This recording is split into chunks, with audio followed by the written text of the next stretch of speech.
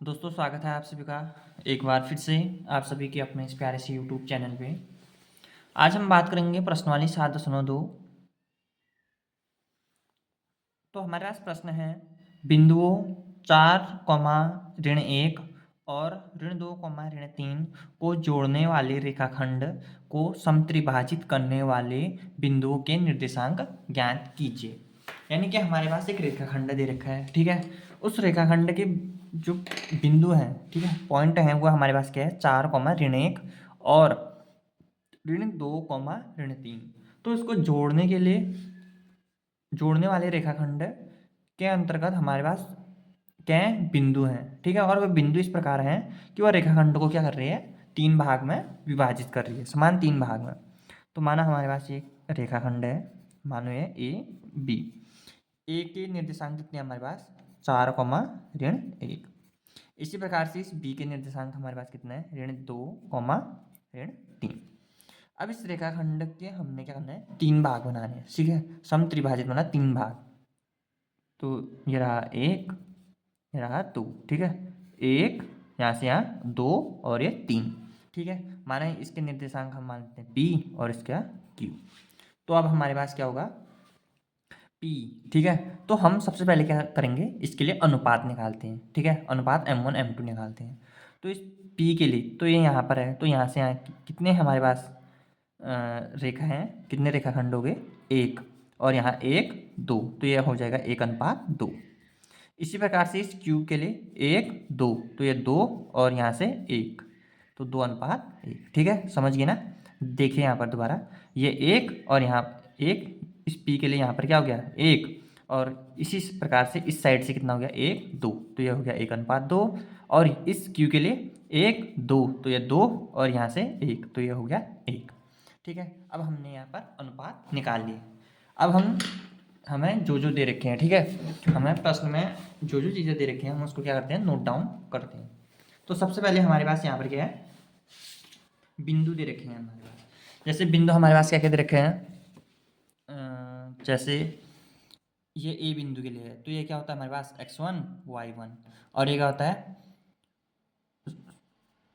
x2, और ये क्या होता है y2।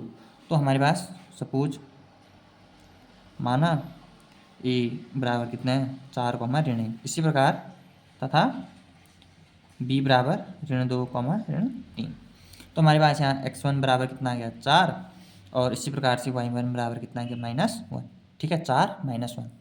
और x2 बराबर हमारे पास कितना आ गया ऋण 2, और y2 बराबर हमारे पास कितना आ गया ऋण 3। अब हम क्या करेंगे यहाँ पर, हम क्या करेंगे इस बिंदु P के निर्देशांक निकालेंगे। तो बिंदु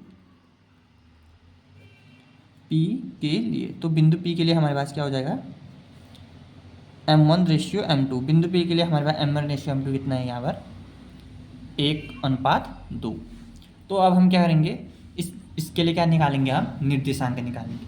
और वो निर्देशांक कैसे निकालेंगे हम, इसके लिए विभाजन सूत्र का प्रयोग करेंगे, ठीक है। इसके लिए हम किसका प्रयोग करेंगे अंतःविभाजन सूत्र का प्रयोग करेंगे।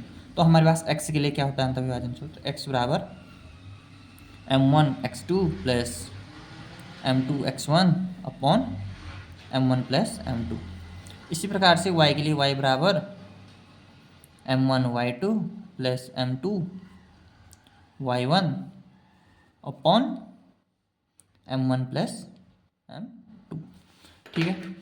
तो ये बिंदु P के लिए हो गया हमारा।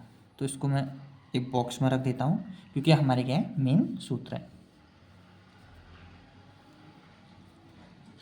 ठीक हो गया। अब हम इनके क्या रख देंगे मान रख देंगे। तो M1 हमारे पास कितना आ गया 1, तो 1 गुणा M1x2 का मतलब क्या होता है M1 गुणा x2, तो 1 गुणा x2 कितना आ गया हमारे पास ऋण 2, धन M2 कितना है हमारे पास 2 गुणा x1 कितना आ गया हमारे पास 4, 2 गुणा 4 बट्टे M1 प्लस M2 मतलब 1 धन 2, तो 1 धन 2। जब हम इसको सॉल्व करेंगे तो 1 गुणा ऋण 2 कितना होता है ऋण 2, धन 2 गुणा 4 हमारे पास कितना होता है 8 बट्टे 1 धन 2 हमारे पास कितना होता है 3। इसी को हम जब उल्टे रूप में लिखते हैं तो हम क्या लिख सकते हैं क्योंकि ऋण 2 धन 8 थोड़ा टफ लग रहा होगा तो हम इसका उल्टा कर देंगे। तो 8 ऋण 2, ठीक है। इस धन को इसको आगे लिख दिया और इसको पीछे, तो 8 ऋण 2 हमारे पास कितना होता है 6, तो हो गया 6/3 बराबर 2। इसी प्रकार से इस y के लिए हम सॉल्व करेंगे। अब y के लिए हमारे पास क्या हो जाएगा, यहाँ पर m1 y2, m1 कितना है हमारे पास 1 गुणा y2, y2 कितना है हमारे पास ऋण 3 धन m2, m2 हमारे पास कितना है 2 गुणा y1, y1 कितना है -1 बट्टे m1 प्लस m2 मतलब 1 धन 2। इसको आगे को सॉल्व करेंगे तो 1 गुणा ऋण 3 कितना होता है ऋण 3 और ये कितना 2 गुणा ऋण 1 बराबर ऋण 2 बट्टे 3। ऋण ऋण क्या होता है धन, लेकिन चिन्ह किसका आता है ऋण का, तो 3 और 2 कितना होता है हमारे पास 5, तो 5/2। तो अब हम यहाँ पर x 2 आ गया और y कितना आ गया ऋण 5/3। तो अब हम यहाँ पर क्या लिख सकते हैं, बिंदु P के निर्देशांक। तो बिंदु P के निर्देशांक हमारे पास क्या हो गए, इस बिंदु P के निर्देशांक हमारे पास है 2, ऋण 5/3, तो 2, ऋण 5/3।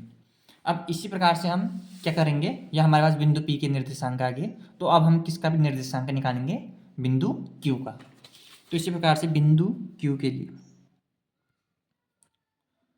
तो बिंदु Q के लिए, तो बिंदु Q के लिए हमारे पास क्या आ जाएगा, बिंदु Q के लिए हमारे पास जो अनुपात है वो क्या है 2:1, तो यहाँ पर लिख देंगे हम 2:1। इसी प्रकार से बिंदु Q के लिए जो हमारे पास सूत्र आएगा x बराबर m1 x2 plus m2 x1 upon m1 plus m2, और इसी प्रकार से y बराबर m1 y2 plus m2 y1 upon upon m1 plus m2। अब हम इसको क्या करते हैं, इसको बॉक्स में रख देते हैं क्योंकि हमारा क्या है मेन सूत्र है। इसी प्रकार यहाँ भी, ठीक है, तो ये हो गया। अब हम क्या करेंगे, इसका मान रखेंगे क्योंकि हमें x2 x1 y2 y1 already हमने यहाँ पर जो है क्वेश्चन में दे रखे थे, तो अब हम यहाँ पर सीधे इनका मान रख के इसको क्या करेंगे सॉल्व करेंगे। तो हमारे पास m1 कितना आ गया इसके लिए 2, तो 2 गुणा x2 हमारे पास कितना है -2 प्लस m2 हमारे पास कितना है 1 गुणा x1 हमारे पास कितना आ गया 4 बट्टे m1 प्लस m2 मतलब 2 धन 1।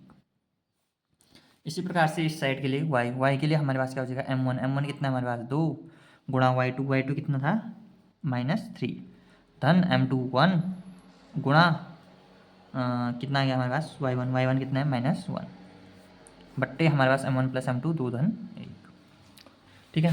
तो अब हम इसको क्या करेंगे नेक्स्ट पेज में सॉल्व करेंगे।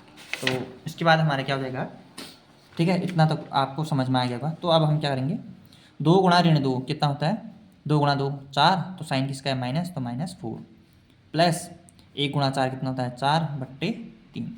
इसी प्रकार से यहाँ इसके लिए चलो इसको आगे सॉल्व करेंगे। तो 4 ऋण 4 कितना होता है हमारे पास 0/3, तो 0/3 कितना होता है हमारे पास 0, ठीक है। 0 भी कोई भी नंबर जो होगा हमारे पास कितना आएगा वह 0 आएगा, ठीक है। तो इसी प्रकार से अब हम क्या करेंगे इस साइड वाले को सॉल्व करेंगे। तो हमारे पास यहाँ पर क्या है 2 गुणा ऋण 3 मतलब 3 गुणा 2 कितना होता है 6, तो चिन्ह किसका है ऋण, तो ऋण 1 गुणा 1 1 चिन्ह किसका है ऋण, तो बट्टे 3, ठीक है 2 धन 1 3, तो ऋण ऋण क्या होता है धन, लेकिन चिन्ह किसका आएगा ऋण, तो 6 धन 1 कितना होता है 7, तो 7/3। तो हमारा किस क्या आ गया x बराबर यहाँ पर 0 आ गया और y बराबर ऋण 7/3। तो अब हम यहाँ पर लिख सकते हैं अतः बिंदु Q के निर्देशांक। तो बिंदु Q के निर्देशांक हमारे पास क्या आ गया, बिंदु Q के निर्देशांक बराबर 0, ऋण 7/3, ठीक है 0, ऋण 7/3। तो अब हम यहाँ पर ले सकते हैं अतः समत्रिभाजक बिंदु, जो हमारे पास 3 भाग में हमने डिवाइड किए थे, तो उसके बिंदु क्या आ गए हमारे पास, अतः समत्रिभाजक बिंदु जो हमारे पास क्या है समत्रिभाजक बिंदु P के निर्देशांक हमारे पास क्या आगे थे 2, ऋण 5/3 तथा हमारे Q के निर्देशांक के आगे Q 0, -7/3, ठीक है, 0, -7/3। तो दोस्तों ये रहा इस सवाल का हल। तो दोस्तों आशा करता हूँ कि आपको इस प्रश्न का हल जो है काफ़ी अच्छी तरीके से समझ में आ गया होगा। तो तब तक के लिए धन्यवाद दोस्तों।